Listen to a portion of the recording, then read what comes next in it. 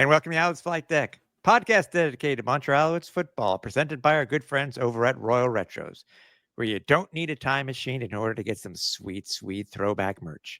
Head over to royalretros.com, use the code Flightdeck at checkout, and you will save 10% off your entire order. I'm Tim Capper.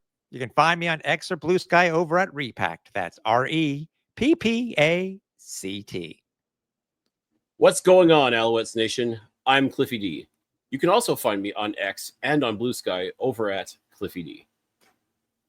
I didn't know what you're going to come up with this week. I thought you're going to continue with something else. Gotta keep you on your toes, bud. Yeah, keep us guessing. Keep us guessing, man. Obviously, we are here. I'm back in Studio B of Alouettes Flightdeck here in Montreal. And give props, obviously, before we talk about the Alouettes and the whole thing that happened. Props to you, Cliffy, on your first solo production. Congrats, buddy. I mean, I think you did a good job. And I think it just goes to show now, even if we are, one of us is on the road and one of us is at home, we literally can be, on location and in studio at the same time. Well, I appreciate the kind thoughts, and for everybody else that reached out to as well and congratulated me for basically running the show at Flightdeck headquarters while you were out in Calgary. Again, much appreciated. But I love the idea that if ever it comes up again, in all reality though, we really should be doing Flightdeck live together. So I mean, hopefully the next time if we have to go to a road game, the stars line and we'll both be able to be there together to do it. That's my preference anyways. But if for whatever reason we have to do a similar step again, now we know we can do it. So we've got the technology. It's just simply a matter of using it properly and just making it work. And that's exactly what we did this past Thursday. So yeah, I'm glad we were able to have you on, live basically from Calgary's McMahon Stadium. I was told not to use the other word. So no, please don't. Yeah. But it was really cool. You were in Calgary. I'm in Montreal. We're still doing a Flightdeck live. We're still talking about the game, and we had quite a bit to talk about. So I say let's get into it, and let's for those that missed Flightdeck live, let's break down this most recent Alouettes victory over the Calgary Stampeders. And by the way, remind everybody too, if you happen to miss it for one of the stuff we may not be covering here on the pod here tonight, go over to YouTube. Make sure you go watch the replay of it, because it was a first for us, and it makes me wonder, dude, if we had known what we know now, that infamous Hamilton game 2 years ago, where were you guys at the Hamilton game and I was in Hawaii? I think that's what it was. That would have been cool. And listen, like, we've technically done the podcast where I was in Scotland and you were in Montreal. Yeah, that's true. So I mean, now mind you, it was audio, so maybe it was a little bit easier to do. But at the same time, I mean, truly, folks, we really are limited by our imaginations. So I mean, it's just a simple matter of, if you want it bad enough, you'll find a way. So that's how I look at it. So to me, onwards and upwards. I mean, this is 10th season, right? I mean, we should have our stuff down by now, I would think.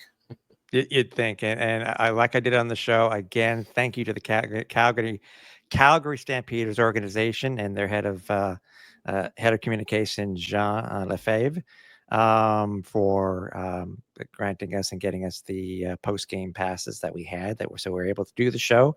Amazing. And also to our friend Vernon Adams, who went to bat for us so that we could get these friends and family post-game passes. So obviously thanks to VA, thanks to Jean, and we hope we're as we hope to be, as professional as we could be, and representing the flight deck and during the broadcast. So there you go.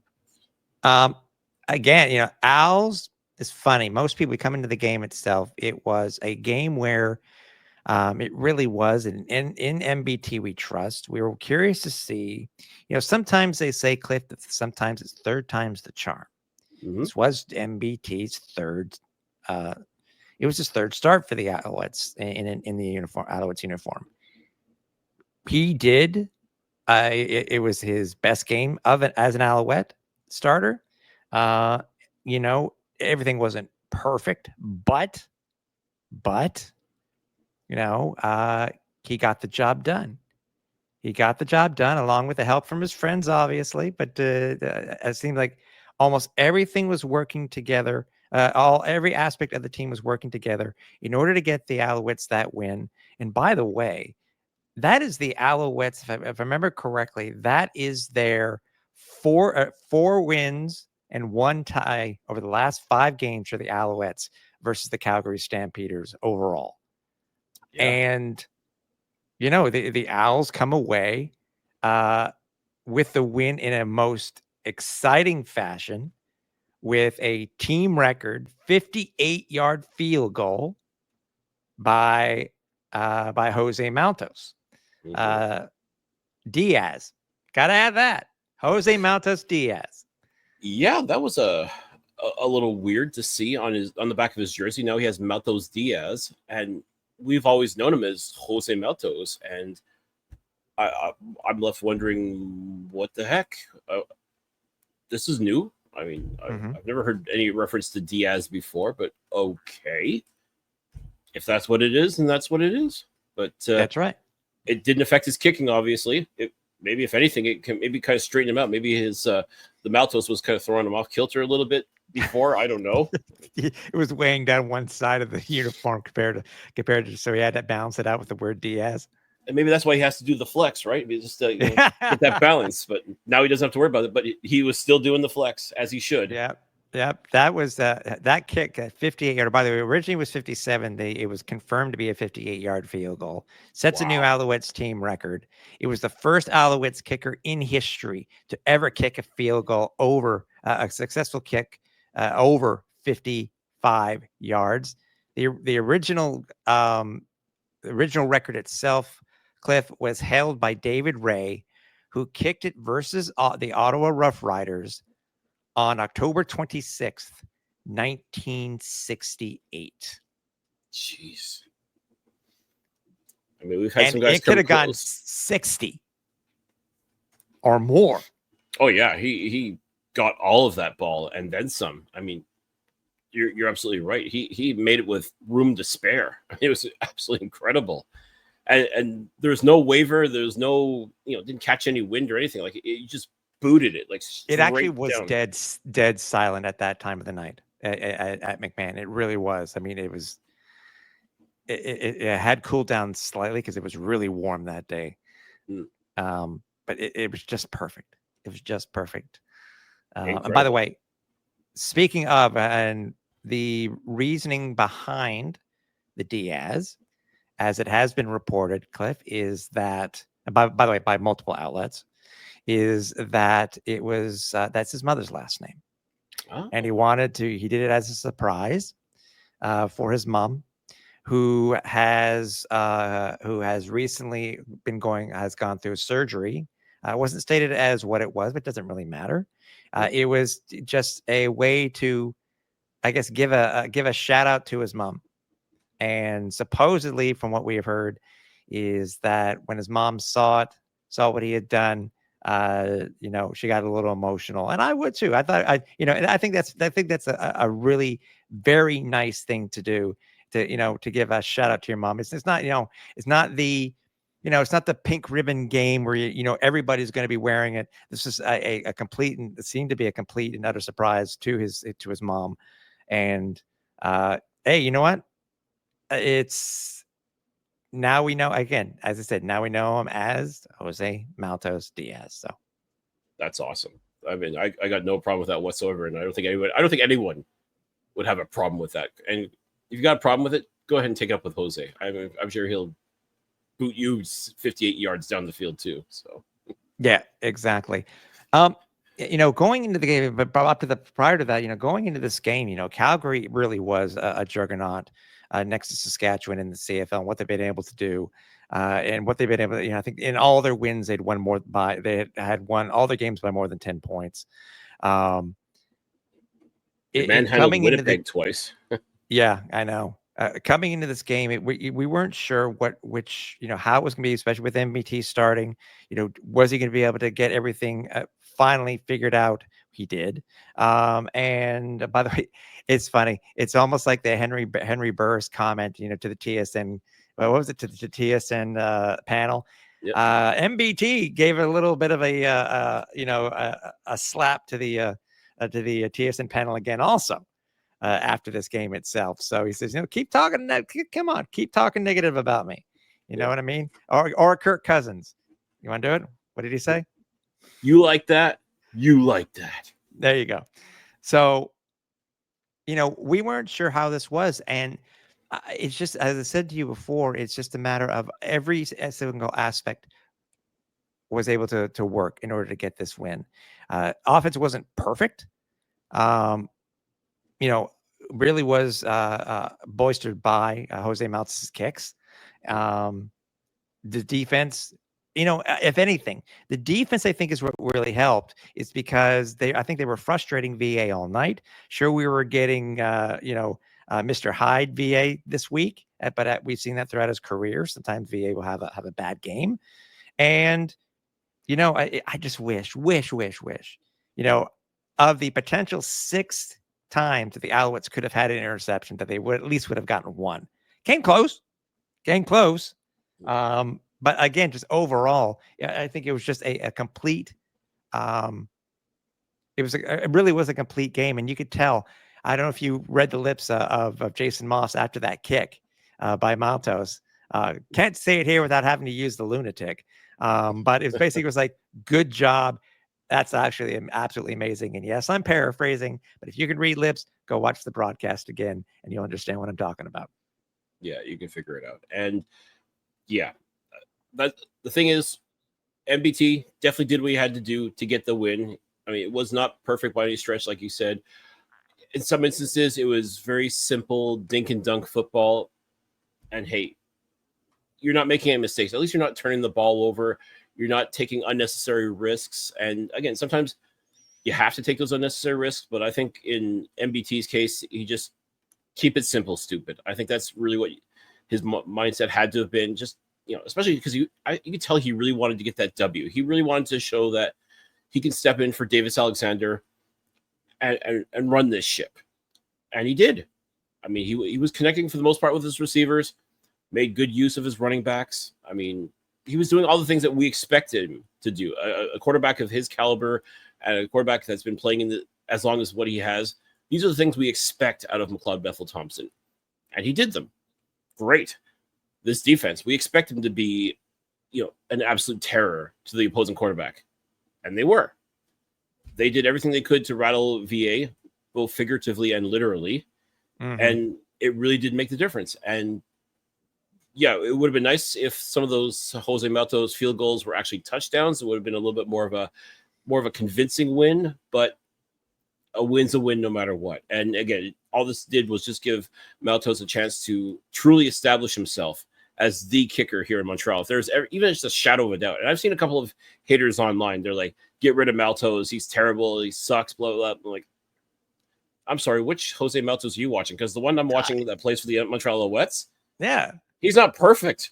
Let's make it clear, he's not perfect, but he's been anything but terrible. So I don't get it. No, I no, same here. I mean, they did well. I said the Alouettes only had 3 2-and-outs. I said it's the best game with MBT being the starter, and I think it really all started, Cliff. It showed that we had a chance with the Alouettes being up by 1 at half, up by 1. And I think that surprised a lot of people. I mean, again, they held Calgary to 13 points in the first half. 13 points. Yeah. It's not pretty football. It really wasn't. Other than, sorry. It's okay. But from what we're seeing here, too, and just chime back in here when you can, Cliff, is that, the like I said, we talk about it wasn't perfect on offense. We'll talk about it here in a couple of minutes. The Alouettes did not come away unscathed, and we've noticed we've found out more information as the week has gone along since practice started. But again, we're going back to being up by 1 at halftime, Cliff. As a media member watching the Alouettes and seeing what Alouettes Nation was also seeing, what were your thoughts in halftime? As I said, holding Calgary to only 13 points at halftime. I mean, again, just speaks to what this defense is all about, and just making Vernon Adams earn everything. Yeah, hell. Exactly. No, I completely agree with you, dude. I mean, it's just that looking at the whole things that the Alouettes said. I said only they in the last couple of weeks they've been very iffy when it comes to second downs, and they did well on second downs today. Last week they were at 42%. It was only 10 of 24, but still they was still 42%. It's slightly down from what their yearly averages, but I think it's just over 50%, which may have been brought down because of this, but just just overall itself, they controlled every aspect, even despite that third quarter, which it really seemed that it could have easily have turned the tide, which was for Calgary, that fumble recovery by the Alouettes allowed them to get that momentum, stop Calgary from driving, go into that fourth quarter and giving them a chance to be able to win this game, because that second half, you got to admit, Cliff, was a lot different than that first half was. It really was. And also, too, let's not forget, VA was losing one of his top weapons in Damien Alford, who non-contact injury, but grabbed his hamstring, grabbed his thigh. I'm going to say it's probably his hamstring.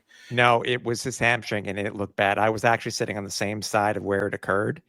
It looked bad. You saw him go down to meet it, and I said, as I'm sure everybody in the stadium did at the same time. Yeah, and I'm sure even Vernon, too, must have been like, oh, crap. I mean, that because he's been developing a hell of a relationship with Damien Alford. And like these two, I really wouldn't have been surprised if those two lit up the Alouettes, and I'm sure that was the game plan, and that's what we were hoping to do. But when Alford went down to injury, like, oh boy, I'm not saying that's good for the Alouettes necessarily, but I mean, that definitely takes away one of those big threats that the Alouettes defense has to worry about. Yeah. I mean, but you still have other talented receivers on this team. You also still have Dedrick Mills, who's one hell of a running back, and he was put to good use throughout this game. Mm-hmm. And I'm actually a little surprised that as momentum slowly shifted towards the Alouettes, that maybe they're trying to lean on him a little bit more, but maybe there's only so much he could do. I mean, listen, the guy already had 2 touchdowns at that point. I mean, what more do you want from the guy? I mean, at some point, somebody else has to step up and say, hey, I got this too. And like the last drive, there are many people questioning why didn't they run Dedrick on that 2nd and 2 instead of PJ Walker trying to throw the ball. Yeah, but they didn't run him. They tried to pass. Woulda, coulda, shoulda. I get it, but it makes me think back to that Patriots Seahawks Super Bowl when on the goal line you have Marshawn Lynch, arguably the best running back in the game, and you choose to pass, and what happens? Interception. You get what you get sometimes. Sometimes you can overthink things. You can outcoach yourself. And I think that's what Dave Dickinson did at that point, because you gotta, again, this guy is a bona fide stud, Dedrick Mills. He could easily get you 2 yards, if not more. Asking PJ Walker, who came in relief for Vernon Adams after he got his bell rung, and I'm sorry to say, did not look prepared. Like, he looked like someone who was thrown into action completely unprepared. And it showed in those instances where Calgary had the ball, and basically those turned into 2 and outs or turnover on downs. Yeah. Why they didn't go with Mills again? Like, just to at least get into Rene Paredes' field goal range, which, by the way, for him is that 57, 58 yards that Jose Maltos did. So that was always a concern too. Is that if Calgary could move the ball with any urgency and any sort of gumption, they could have gotten into Rene Paredes territory, and they would have ended up winning the game too. But sometimes I think coaches, they just have a bad habit of trying to, do too much and outthink themselves. And that's exactly what happened. I think last Thursday I think Dave Dickinson was just out coaching himself. No, it's true. I think one of the things that we have, we're talking about the defense itself, the offensive stuff, but the defense is the Owls didn't have a single sack, not a single sack. And I'm trying to remember. I'd have to go back and check. I'm sure Steve Daniel, once the notes come out for this week's matchup will come out, he may say something, but not a single sack in this game. But the defense still played. They played so well. They really did. As I said, potentially six interceptions, potentially. Control the running and was able to control the running game or stop their running game. And and as I said, fluster VA, which is really what they did. But going back to the offense, first half itself, very good repertoire between MBT and Austin Mack. And we're going to talk about Mack here in a little bit about, as I said, not coming away unscathed in this game. But they were the first half couple, so to speak, I guess we could say. And the second half, it was Tyler Snead. So I'm hoping things carry over to the Saskatchewan game. It's slightly different, but I'm curious to see what happens going forward. And I think with MBT finally getting that first win as an Alouette, I think that's going to be a major confidence boost. And I think that now the team's seeing that he's doing he's ready to do what it takes to get the W. So they're going to rally around him. I think even more so. I mean, let's be honest. We want Davis Alexander back in the worst way, but we don't want him back at less than 100%.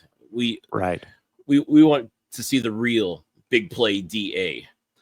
And right now we can't. So as you said, in MBT, we trust. That's how it's got to be. And I think now the team realizes it. They see what he was able to do. It wasn't pretty, as we talked about, but he did what was needed to do to put points on the board. And that's really all you can ask of your starting quarterback. And everybody else is falling into line as well. As you said, the connections with Tyler Snead, who, my goodness, he had himself a game against Calgary. And not just from passes from MBT, but also from Caleb Evans. I mean, who doesn't love a good flea flicker? I'm a sucker for a good flea flicker. And that one was just chef's kiss. And they tried it twice. The Owls tried two of them. One didn't really go off very well, but this one from Caleb, it was MBT that tried it the first time, and it's like, like you said, there was nobody open on that one. That's why there really was nobody open. The execution wasn't there, and I think it's because Evans came in for short yardage, a quarterback sneak to get the first down, and they leave him in there, which again, the Alouettes have been prone to do at times, and that shouldn't have been a surprise, but I don't think Calgary's defense was expecting a flea flicker right away, especially from the backup quarterback in this case. But my word, what a play. Absolutely outstanding. Well, Snead went Superman. We've been joking about this over the last couple of weeks. Snead went Superman, and he really did. I mean, he had left the ground to get that ball. So he sure did. But it's because I know we didn't go over this much, as we, Alouettes do win 23-21. By the way, Cliff, and I'm waiting because I reached out to Steve Daniel about this. Over the last two wins, last two games, last two wins, the Alouettes have come back by a grand total of 28 points over the last two games. I'm trying to find out where that ranks when it comes to other teams in back-to-back these type of games where they come back from this many down. I'm curious to see where the Alouettes rank. So stay tuned to all of our socials, and hopefully we'll get that information, or we'll be in the notes, but we'll see. It's kind of funny to think of the Alouettes as like the cardiac kids again, because I mean they've been so dominant to start the year that you wouldn't expect them to be the scrappy, come from behind types as well. But that's what they've had to do the past couple of games, and I don't know if that's really what the identity they're looking for, but I mean, a win's a win, right? I mean, that's really what counts. So the fact that this Alouettes team is 5-2, and again, among the tops in the CFL, which is nothing to be ashamed of.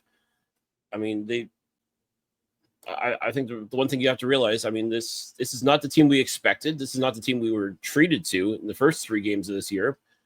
But the fact that the Alouettes are finding ways to win, and that's what I keep saying. Winners find a way to win. And that's what this team does. It's not pretty. It's not exciting football. I mean, it's exciting in the sense that you really want to, if you really want to see your team win, but getting there is kind of a bit of an unorthodox path. But I guess you can't argue the results. At the end of the day, as long as the Alouettes come away with the win, I think that's what Alouettes Nation is wanting more than anything else. To have that faith that McLeod Bethel Thompson can get the job done, can lead this team to victory, and this defense comes alive at the right possible time and makes plays happen as well. And to me, going into Calgary and making a statement like that, especially when all the experts, all the CFL critics, what have you, everybody and their mother picked Calgary to basically walk all over the Alouettes. Well, as the song goes, they wrote us off, but we ain't wrote back. And that's exactly what it is with the Alouettes. They find a way to win. They find a way to shock everybody. And now they're on to Saskatchewan. Yeah. Cal Bethel Thompson was 30 of 40 on the night, 280 yards, a touchdown and an interception. The interception should not have been thrown. Oh my God. I keep watching that thing. Caleb Evans at one flea flicker, by the way, was 42 yards. Leading rusher on the team was Sean Thomas Erlington. Hey, another game where our attempts are over 10. I'm happy with that. 12 rushes, only 41 yards. But still, at the end of the game, he got the yardage when he needed to. Leading receiver for the team was Tyler Sneed, 7 receptions on 8 targets. The one lone touchdown was to Cole Speaker. He had 45 yards on the day, but the touchdown was cool, dude. It's one of those things where it's like playing Madden. Whereas a lot of the guys, he up against all of his, he catches the ball. He seems to be quote unquote stuck against his O lineman. Does a pivot, does a little bit of a twirl, and gets into the end zone. Positive for him, considering that again for the 3rd straight game, poor Cole Speaker is just having an issue when it comes to catching balls, which are literally in his hand. Yeah. I mean, once is a mistake, twice is a pattern, 3 times is a choice. I mean, technically we're seeing a pattern, but I mean, like, it's just, oh my goodness. Like these are not the habits you want to develop. And again, he is scoring touchdowns, so you can't be mad, but at the same time, you're just like, oh, like, yeah, your heart goes out to him because he's doing everything he can to help this team win, but at the same time, like, these are not Cole Speaker like moves. This is not what you expect out of Cole Speaker. And yeah, you just wish you knew what you could do to make things better. But again, I guess it's better it happens now than say in November. But yeah, it's still concerning. But I mean, at least he is scoring touchdowns, so you can't be too mad. But yeah, just it's almost Jekyll and Hyde. Like, he's got his own version of Jekyll and Hyde when it comes to catching the ball sometimes. Yeah. Osamac had 65 yards. Charleston Rambo back at man. It was nice to see Charleston do some great stuff in this game. 50 yards. Speaker at 45. Regis Sibasu. What? That run by Regis Sibasu was absolutely amazing. I swear to you, man. He's rarely used, but when he does, it always seems to be that this guy is able to pull out some yardage, really. And that's what he did. It was a 25 yards. 25-yard catch on this one, and he just weeded himself away and got the Alouettes into a 1st and goal situation. Just Johnny on the spot. I mean, he made it work, and that's one of those unsung heroes that you don't hear too much about because he's great on special teams, but doesn't really get involved too much in the offense. But this time around, and it was like a little magic trick that MBT was able to pull out of his sleeve that nobody was expecting. I'm like, oh, and I'm sure even Alouettes Nation was like, oh, that's right, Regis Sibasu, of course, yes. that's great. Get him involved in the offense. Absolutely. Like guys like him and David Dallaire just don't always get the love that they should, because they seem to work in silence and they do the little things here and there, especially when it comes to like pass protection and whatnot. But every once in a while, you give them the opportunity, they can make some pretty outstanding stuff happen. So definitely happy to see Regis get a little bit of love in this game. Yeah, we'll talk about the Max situation here in a couple of minutes, but let's talk about the return situation, because this was the first game without James Letcher Jr. in a while. And it the guy that the Alouettes chose to do the returns, first game in, I know he had a sniff in Ottawa. Lincoln Victor Cliff really was not what we were expecting, and really just based on his play, he got released. he got released. I think it was a couple of fumbles. So, and we'll talk about who the Alouettes signed this week. Alouettes have brought back a few guys, names that people will know if they followed the Alouettes from the beginning of the season. I understand, we've been, ever since Mario Alford was traded, Letcher's been doing a great job. I mean, he hasn't brought one to the house yet this year, but yeah, it's going to be a trial by error thing for the Alouettes so far until Letcher is back. But they ended up going with Sneed at the end of the game returning. But the plus is it was the best return of the day, if I'm not mistaken, and set the Alouettes up in Calgary territory. It was just that type of game for Tyler Sneed, and he was able to do a little bit of everything, including returning kicks. Why not? If it works, you go with it. I mean, I would have expected more Travis Tice, but I guess maybe that little bobble that happened against Toronto was maybe just enough to make this special teams unit say, you know what? We're good. We're going to go with Sneed on this one. Lincoln Victor, unfortunately, here today, gone tomorrow kind of thing with him. As you said, he had a chance to showcase what he could do, and he was able to fill a void for the Alouettes temporarily, but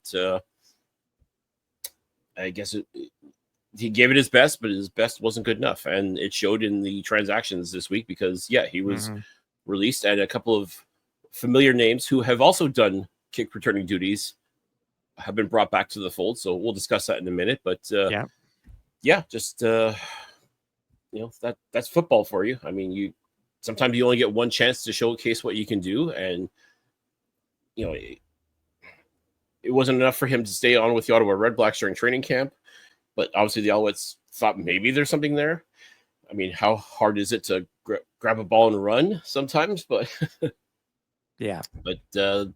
unfortunately, it was not meant to be for Mr. Victor, and this Alouettes team just moves on, and we'll be trying something new. Yeah, the defense alone, by the way, welcome back to Lorenzo Burns' first game back after having it was a shoulder issue over the last two games. Led the team in tackles with 6. The big stat, really, because again, no quarterback sacks. Actually, there was only one quarterback sack in this game itself, and Calgary got it. But the forced fumble, Cliff, by Lawal Uglak, which is really what set the tone late in that third quarter, that allowed the Alouettes again to change the momentum, stop Calgary on a drive, which really did seem that they were about to not necessarily take a commanding lead, but go push it more to what they had. And really that was the turn. If we were to give besides Sneed a player of the game, could easily gone to Lawal, and that's just for one forced fumble, which really did turn the tide. Yeah, and again, I think maybe I can't help but wonder if that was the reason why the Stampeders shied away from going with Dedrick Mills later in the game. I mean, that wasn't completely his fault that he fumbled the ball. I mean, Lawal Uglak, with those big meaty paws of his, just punched it out, and Darnell Sankey fell on top of it. And as you said, that did help kind of switch the momentum a little bit more onto Montreal's side. Again, it's not they were piling up touchdowns afterwards, but at that point, it really did feel like that momentum was shifting into Montreal's favor, and they never truly let go of it. Like they inched and clawed their way back into this game. And once again, it's because this defense, when you need it to, will step up. And give credit also to the offense for staying on the field longer and letting the defense rest. I think that was also a very key factor as well, was to, make the plays when you need to, but also let the offense stay on the field and give the defense a chance to rest. That they weren't gassed by the fourth quarter as we've seen before. No, I mean, it really was a complete game in the sense of how both teams, offense and defense, had to complement each other, and they were definitely playing complementary football last Thursday. I mean, both sides. I feel like both sides truly understood the assignment, what was expected out of them, and they pulled it off. Not flawlessly, but they did pull it off. Yeah, even shorthanded to the defense with Najee Murray, he couldn't go. They finally, he was a late scratch because we talked about this already this year in a couple of episodes. The hamstring. He had earlier in the week in practice, it seemed reared its ugly head. Again, I never had a hamstring pull. I don't know. I don't think I've ever had a tweak, thank goodness. But I know that, sure. And I've seen this before, by the way. I've seen a couple comments about, Davis was, shouldn't have been playing type of thing. Or, I saw him walking after the game. Well, yeah, you're going to see. Yeah. Anybody who's not watching, Cliff is doing the hand and palm thing. Face and palm thing. These guys can still walk with a hamstring injury. Just can't run.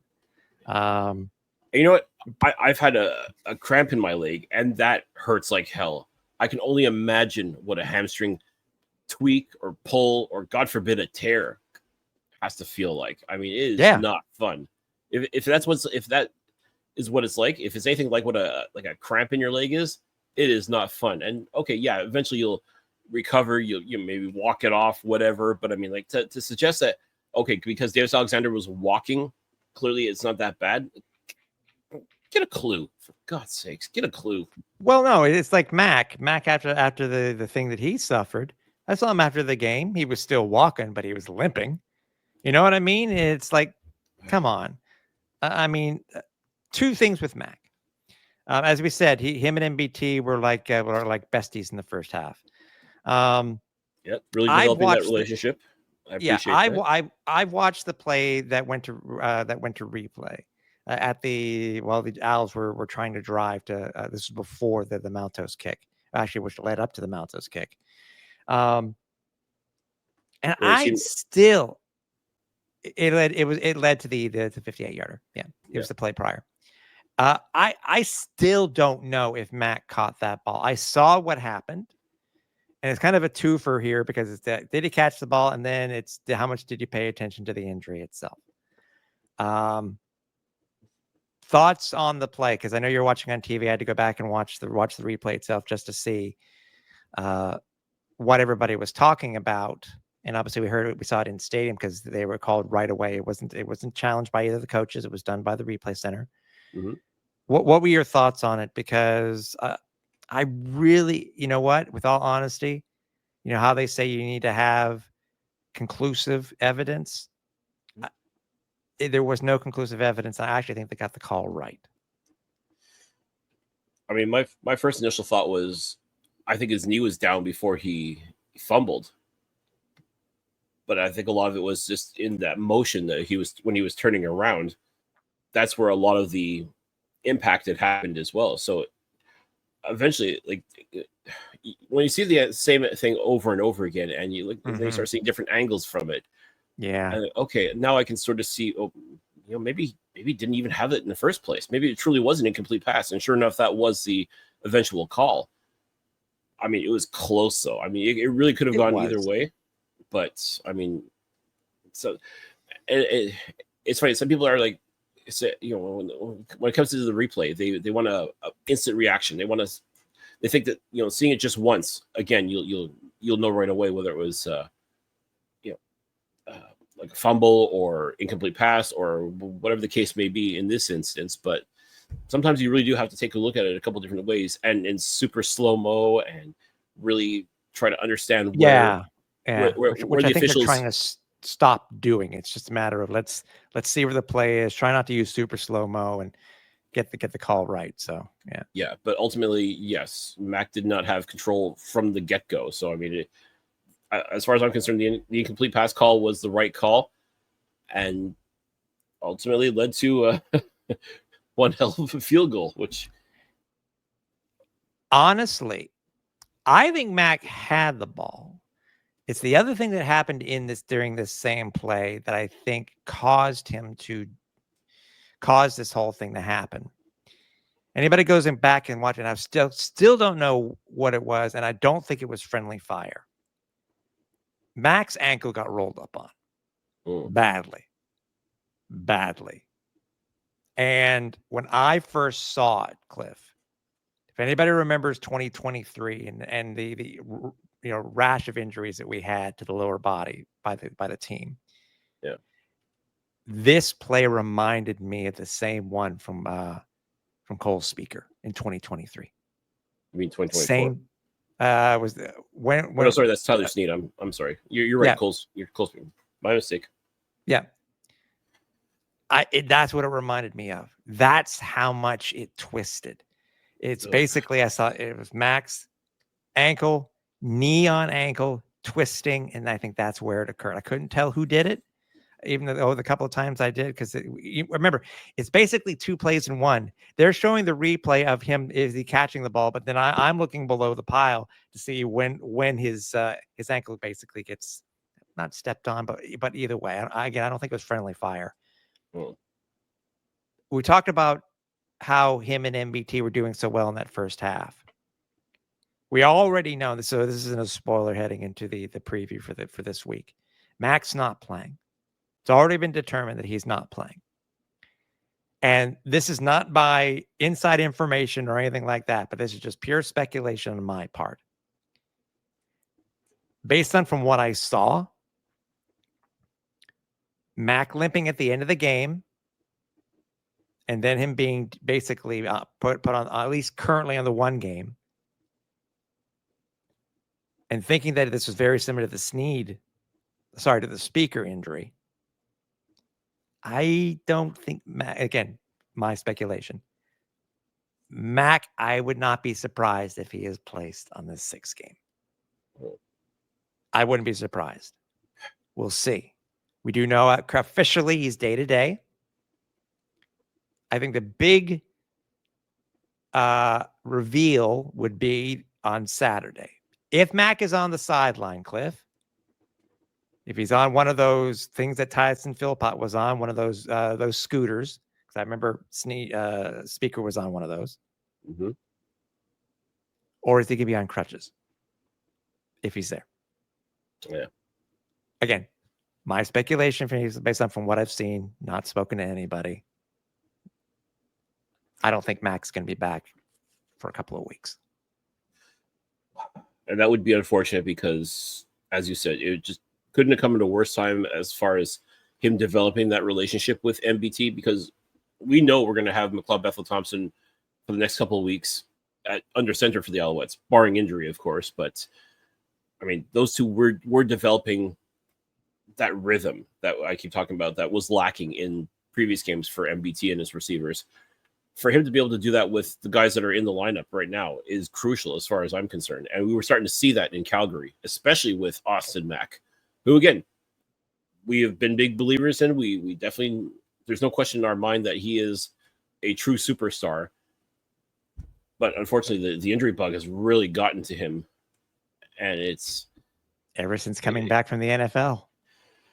And I was going to say, it couldn't come at a worse time because, this would be an opportunity for him to step up and be one of the leaders with Davis Alexander and Tyson Philpott on the sidelines. I mean, Mac could be that guy. He could be that playmaker that MBT sorely needs, that he could just huck the ball up in the air to, and Mac would come down with it and make something magical happen.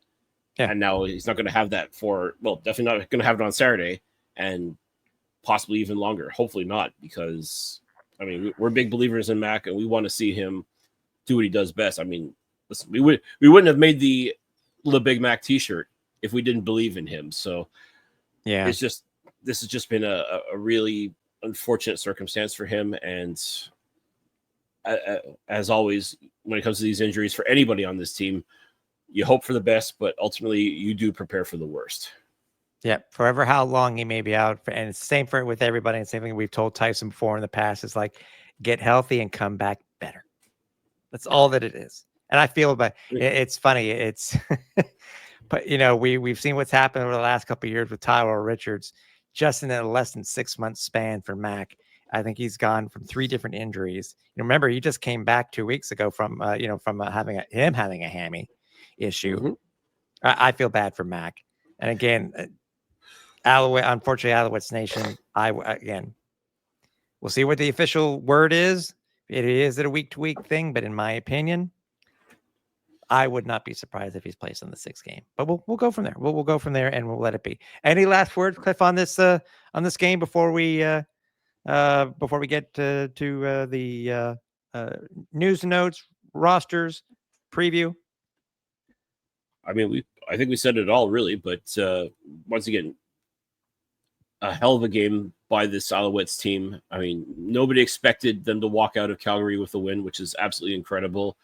I even saw a few people say, well, if Alfred didn't get hurt or Adrian Green didn't get hurt or VA didn't get hurt, it'd be a different story.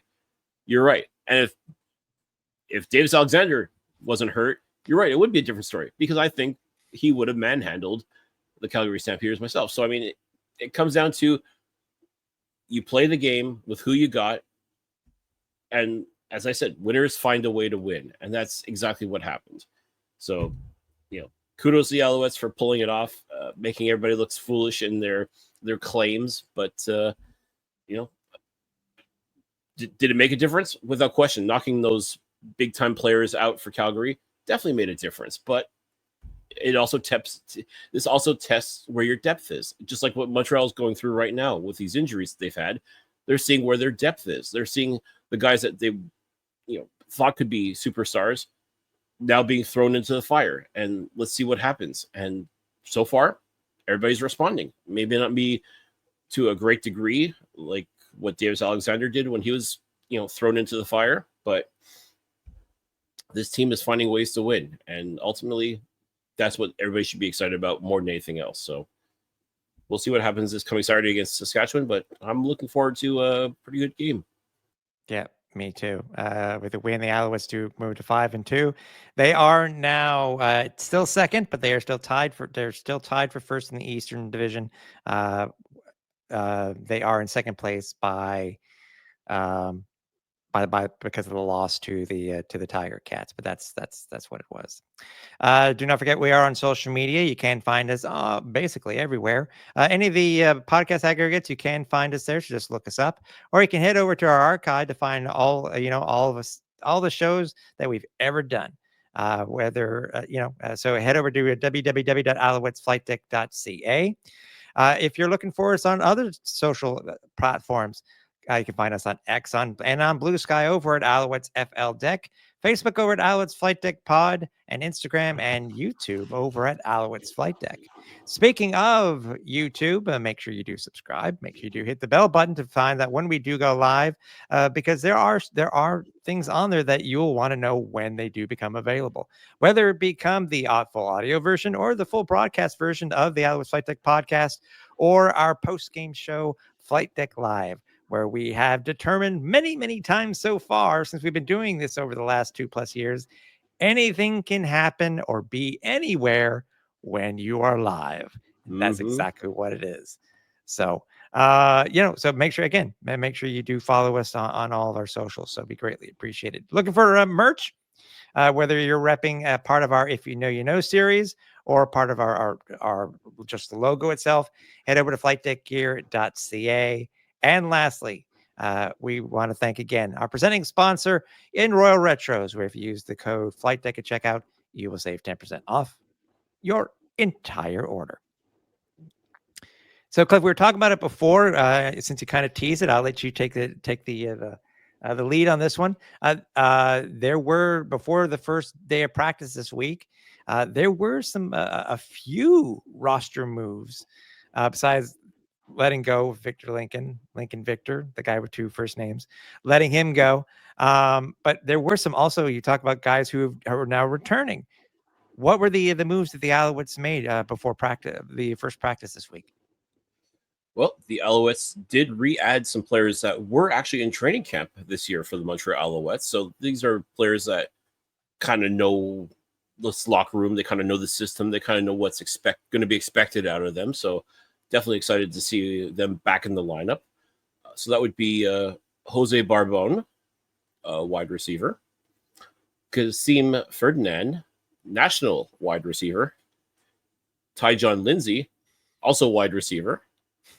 Now, the one common factor between these guys, besides being in Alouettes camp this year in 2025 and also being receivers, is they have all had their time in returning kicks, especially Barbone and Lindsay for the Alouettes. So I can't but wonder, with the letting go of Lincoln Victor, do not be surprised if one or both of these gentlemen are called upon to be returning kicks this coming Saturday.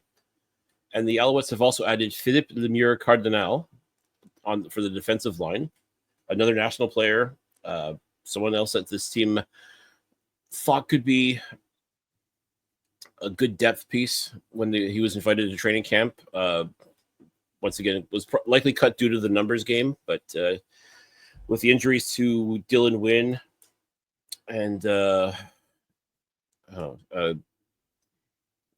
Wynn, I'm missing it, and Josh Archibald.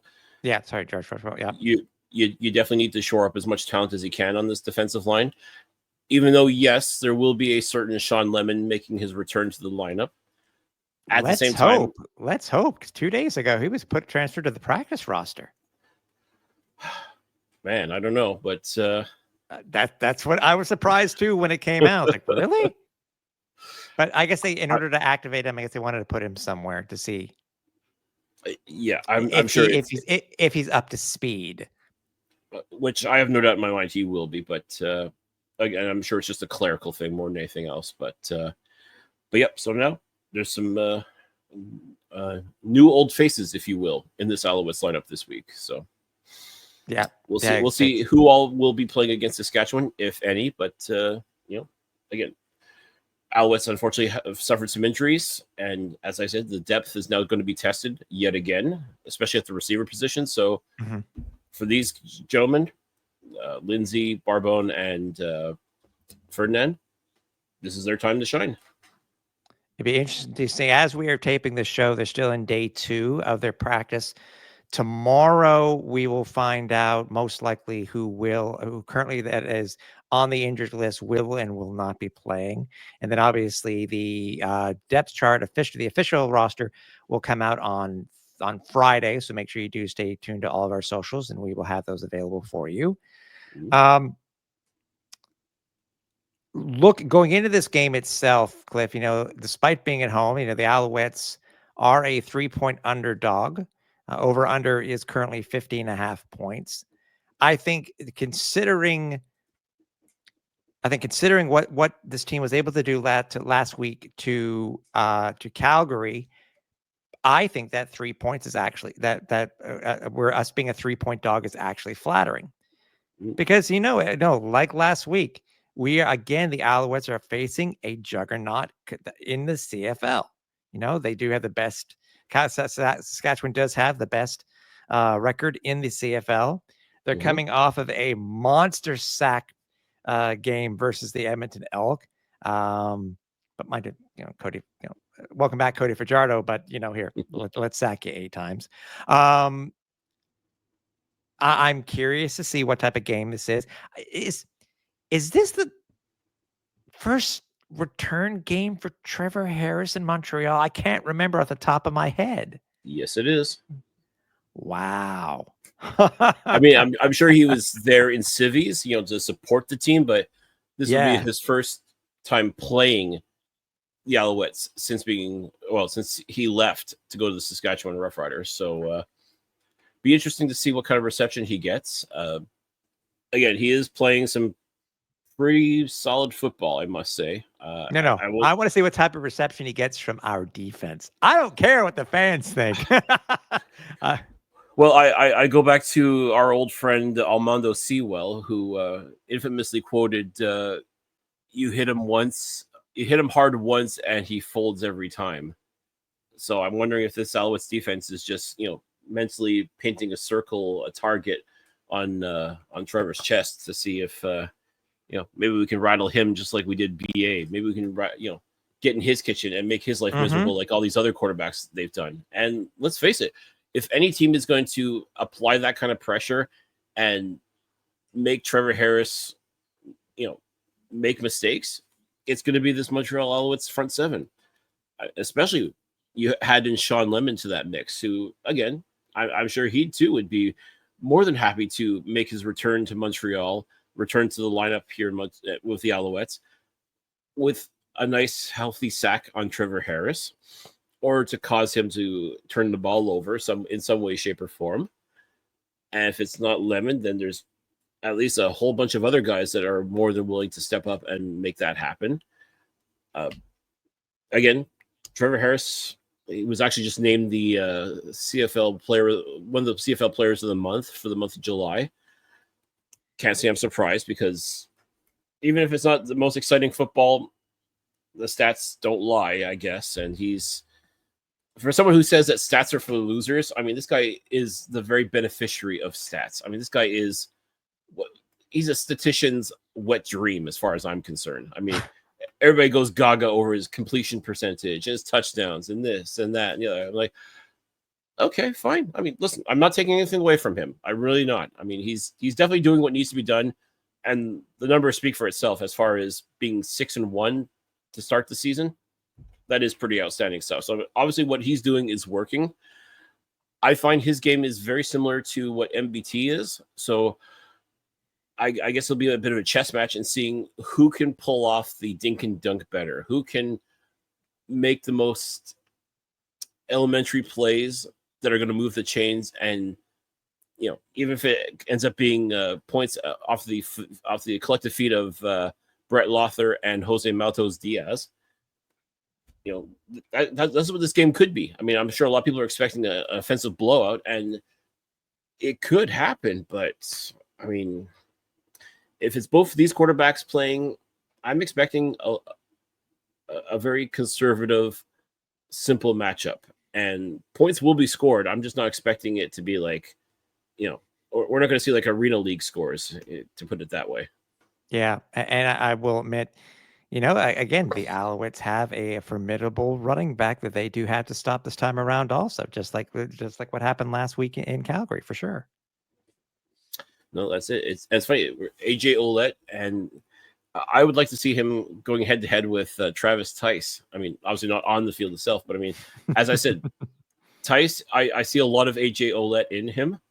He's got that same style, that same running back style, not the hair, obviously, but the same, hard-nosed, like trying to tackle a bowling ball style. I mean, if MBT is smart, he's going to be leaning very heavily on both of his running backs, but I'd like to see Tice baby get some nice runs against the Saskatchewan Roughriders. I think he could break through, and he could maybe even make one AJ Ouellette sit up and take notice. Like, oh, okay, so I'm not the only one who's like that in this league. So I think offensively, both these teams match up pretty well.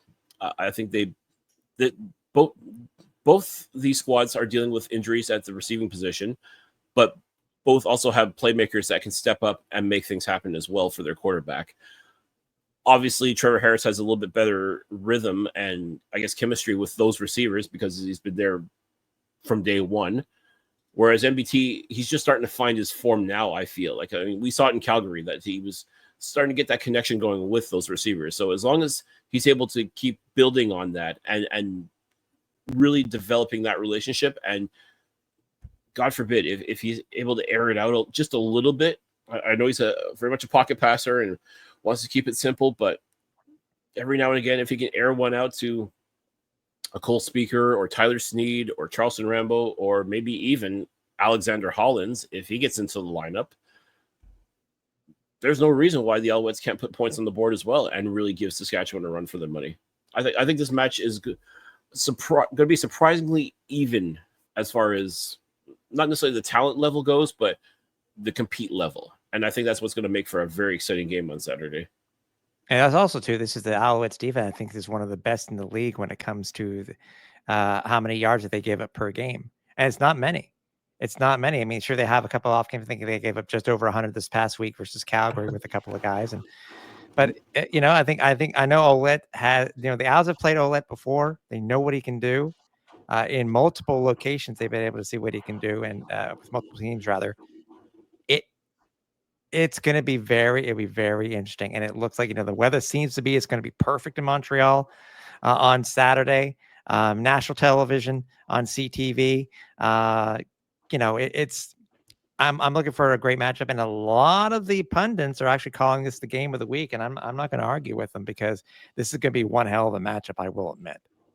Well, it's arguably the best versus the best. I mean, you know, even though like record-wise, Saskatchewan has technically the better record, Montreal just went and beat the other team that had arguably the best record in the Canadian Football League. And you know, I don't count this team out, folks. Even without Davis Alexander, even without Tyson Philpott, Austin Mack, and so on. I mean, if nothing else, we're starting to see what depth this team has, and they're actually holding up pretty well. So I'm not predicting a victory. I'm not predicting it. You know, you know, we don't make predictions here on the Alouettes Flight Deck. But one thing I will say, this will be a competitive game. There is no question in my mind. This is not going to be a blowout for either team.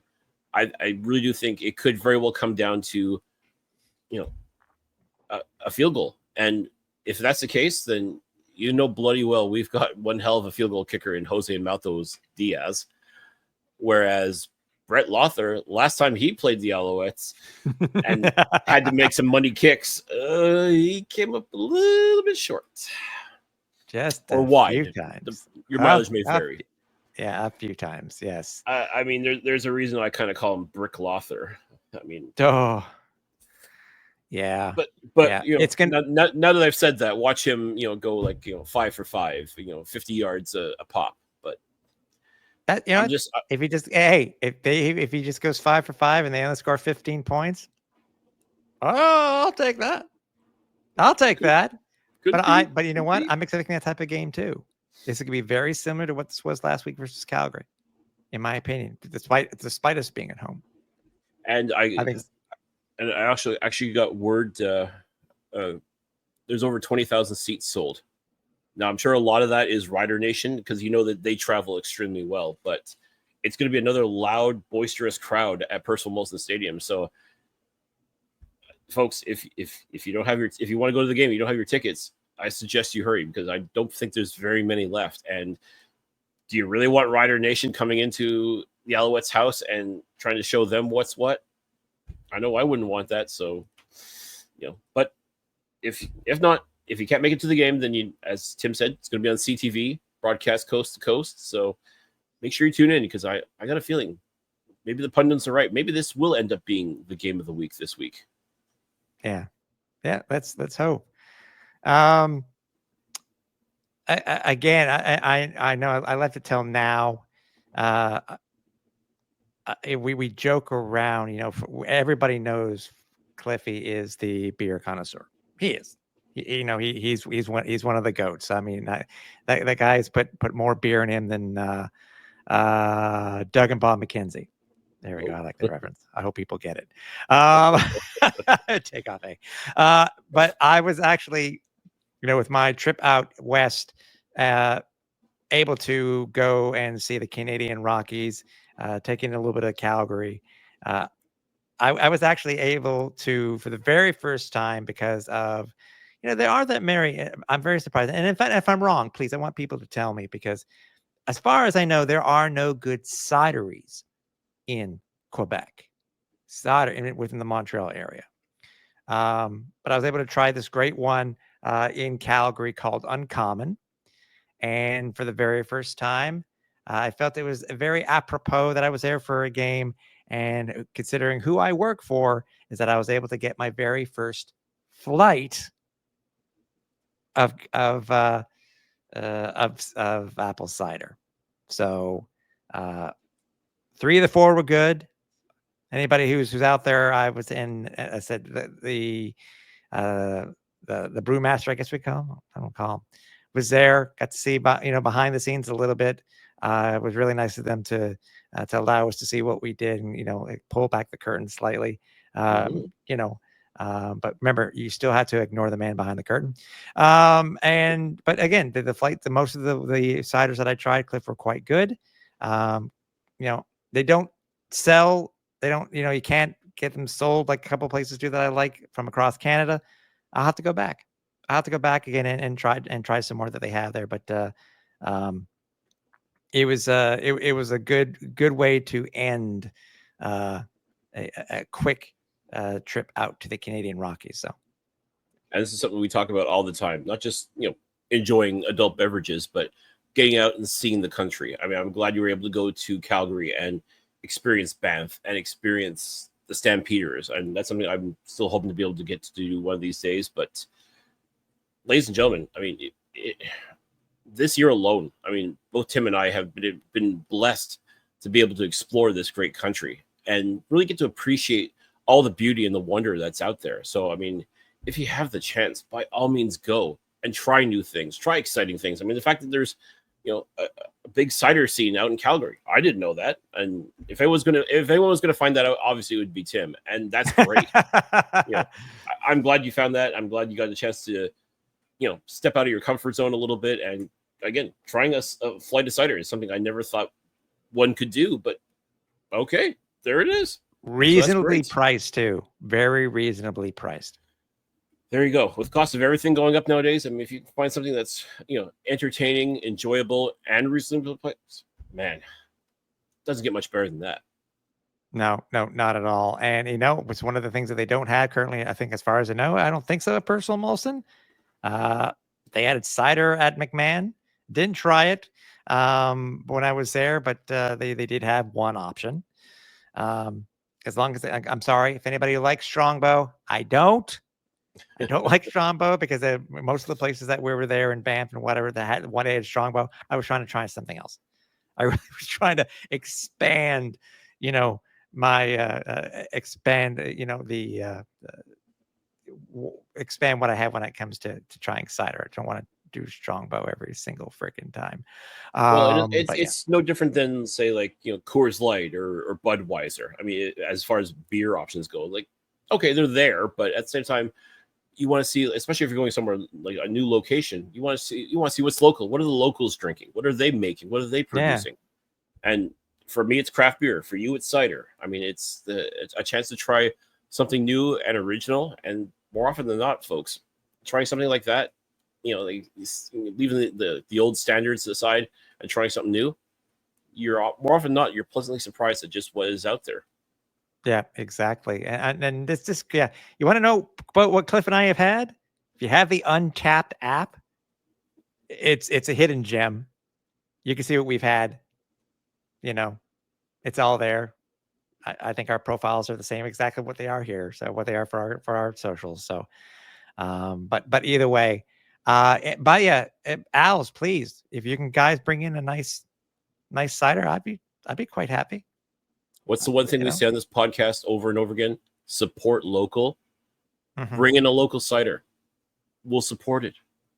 You got the local beers. Support local, folks. It's not that hard. No, not at all.